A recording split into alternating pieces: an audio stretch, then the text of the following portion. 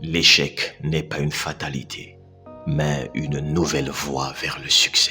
Avez-vous déjà échoué dans un projet, un examen, ou même dans une relation? Vous êtes-vous déjà demandé si cela signifiait la fin de votre parcours?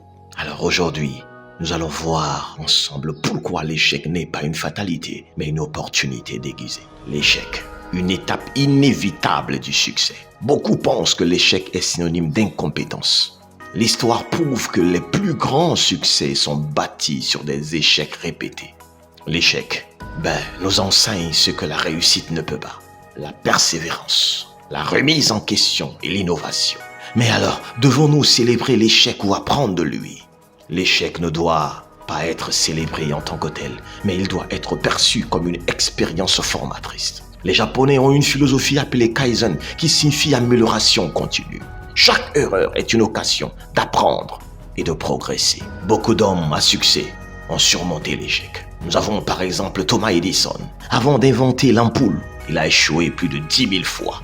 Mais il pouvait dire, je n'ai pas échoué. J'ai juste trouvé 10 000 façons qui ne fonctionnent pas. Steve Jobs, licencié de sa propre entreprise, Apple en 1985.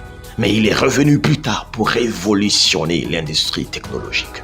Walt Disney, il a été congédié d'un journal parce qu'il manquait d'imagination. Mais il a fondé un empire du divertissement. Nous avons par exemple Michael Jordan, qui a été écarté de l'équipe de basketball de son lycée. Mais il est devenu l'un des plus grands joueurs de l'histoire. Et nous avons Oprah Winfrey, qui a été virée d'une chaîne de télévision au début de sa carrière. Mais elle est aujourd'hui une icône médiatique et plein d'autres. Mais qu'est-ce qui a été le dénominateur commun de toutes ces personnes?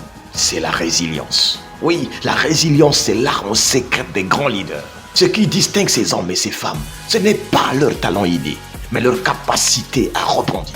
La résilience, c'est la capacité de se relever, d'apprendre et d'aller encore plus loin. Comment tu peux transformer tes échecs en opportunités? Tu dois accepter l'échec, parce que l'échec fait partie du processus d'apprentissage. Tu dois analyser tes erreurs. Qu'est-ce qui n'a pas fonctionné et pourquoi? Tu dois adapter tes stratégies, c'est-à-dire réajuster tes approches. Tu dois persévérer, ne jamais abandonner à la première difficulté. Et tu dois t'entourer des bonnes personnes. Tu dois apprendre de tes mentors et des modèles inspirants. L'échec n'est pas un mur, mais un tremplin. Oui, c'est la clé du succès. Et la clé du succès, ce n'est pas d'éviter les erreurs, mais d'apprendre à s'en servir. Si vous avez échoué, c'est que vous êtes en train d'apprendre. Alors, relevez-vous et avancez. Prenez soin de vous, car chaque jour est une vie.